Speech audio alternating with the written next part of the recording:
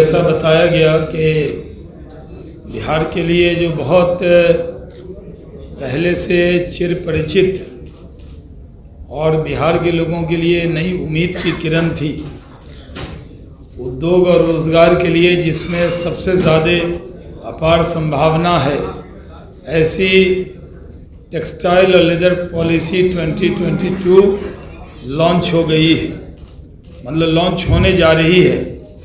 Cabinet ने इसका approval कर दिया है। मैं माननीय मुख्यमंत्री जी का आभारी हूँ कि उन्होंने इसके लिए अपनी सहमति दी है और अधिवेशन भवन में हम इसको लॉन्च करेंगे।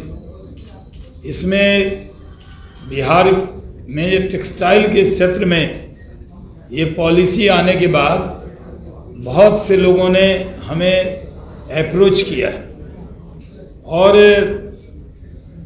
बहुत से लोगों ने स्वतः पहली बार ऐसा लग रहा है कि टेक्सटाइल की जो कंपनियां हैं उनके लिए most favourite destination for textile industry Bihar बनने जा रहा है, क्योंकि बिहार के अंदर हमारे पास लैंड उपलब्ध है। पहले हमारे पास ज़मीन नहीं होती थी, लेकिन माननीय मुख्यमंत्री जी ने करीब 2800 एकड़ ज़मीन हमें इसके लिए दी। जो बंद चीनी मिल की ज़मीन थी वो हमारे पास उपलब्ध है, तो हम इसमें टेक्सटाइल के लोगों को मौका दे रहे हैं। और हमारी जो बड़ी कीमती ज़मीन है, जो मुजफ्फरपुर में, पटना में, बेतिया में, भागलपुर में, इसमें प्लग एंड प्ले बनाकर भी दे रहे हैं। प्लग एंड प्ले का मतलब ये है कि वो आएंगे, हम बनाकर रखेंगे और उनको जगह दे देंगे और वो अपनी इंडस्ट्री सेट कर लेंगे। ऐसा बनाने का बिहार सरकार ने उद्योग विभाग की तरफ से हम लोगों ने निर्णय किया है कि जो यहाँ पे माननीय मुख्यमंत्री जी ने, हम लोगों ने जो ये पॉलिसी कैबिनेट ने जिस पर अप्रूवल दिया, वो अप्रूवल में हमने बारीकी से चीज़ों को देखा है।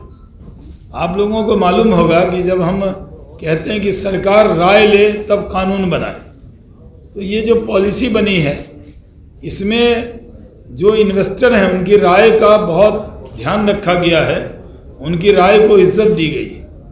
पहले भी ब्रिजेश मल्होत्रा जी थे तो उन्होंने बड़ी कोशिश की, और बाद में पौंडिक जी ने भी इन्वेस्टर से इंटरेक्शन करके इसमें उन चीज़ों को समाहित किया है। मैं क्योंकि आज के दिन उस पॉलिसी पे ज़्यादा हमें नहीं कहना है, हमें आज के दिन इस पे कहना है कि जो लॉन्च होगा ये पॉलिसी, तो भारत में बड़ी चुनौती भारत के पास क्या है। बांग्लादेश और वियतनाम एक ऐसे देश बन गए हैं जिन्होंने टेक्सटाइल में भारत को काफ़ी पीछे कर दिया है। मेरा अपना अनुभव है टेक्सटाइल मंत्री के नाते, तब हम लोगों ने कोशिश की थी, वो कोशिश नहीं हो पाई। जो बाद में यूपीए की गवर्नमेंट बनी थी तो वो चैलेंजेस जो थे, जब कोटा सिस्टम ख़त्म हो गया था तो उसको ध्यान रखना था।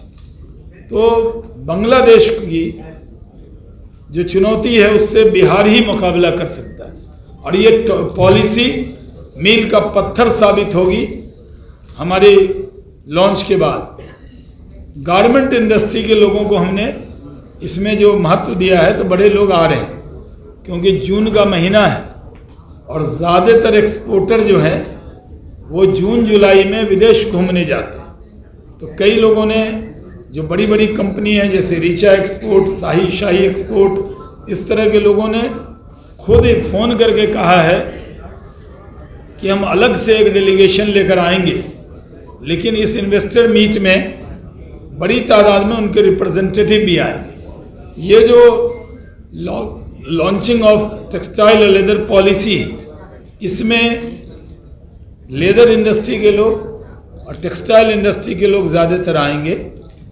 उनको हम रेड कारपेट वेलकम करेंगे, उनको हम पूरा सम्मान देंगे। और हमने जो कहा कि ईज एंड डूइंग बिजनेस में और सिंगल विंडो सिस्टम में बिहार की रैंकिंग को हम ऊपर कर रहे हैं, तो जो इन्वेस्टर आएंगे उनके लिए हम रेड कारपेट वेलकम उनको करने वाले हैं। और बिहार में जिस तरह आप जानते हैं कि अभी जो हमारी ये पॉलिसी है, इसमें सबसे बड़ी जो हमारी ताकत है कि जो 14 करोड़ लोग हैं हमारे, जो आबादी हमारी है, वो हमारी ताकत है। क्योंकि हमने लोगों को कहा है सिर्फ बेचिए नहीं, बनाइए भी बिहार में। बड़ी बड़ी कंपनी हैं जो बिहार के अंदर फर्नीचर भेजती हैं, कपड़े भेजती हैं, टाइल्स भेजती हैं। हमने उनसे कहा है कि आपका ट्रांसपोर्ट कॉस्ट बच जाएगा। तो ये बात करने में हम कन्विंस हो गए, तो उसको हम लोग करने वाले हैं। और अभी जो देश के जो ज़्यादातर त्रिपुर, सूरत, अहमदाबाद, मुंबई, चंडीगढ़ टेक्सटाइल क्षेत्र की जो इकाई है, उसमें अधिकांश जो कुशल कारीगर हैं। हम इस पॉलिसी से क्यों उम्मीद कर रहे हैं? हो सकता है कि बहुत सी पॉलिसी बनती हो और आपके संज्ञान में आती भी हो। ये पॉलिसी नीतीश कुमार जी की गवर्नमेंट जब से बनी उसमें सबसे बड़ा माइलस्टोन है, क्योंकि इस पॉलिसी के अंदर जो हमने सुविधाएं दी है वो हम लोग बताएंगे तो उसी दिन आपको। ऐसे तो कुछ कैबिनेट में जब नोट आ जाता है तो आपके पास भी जाता है, लेकिन ये पॉलिसी देश की सबसे अच्छी पॉलिसी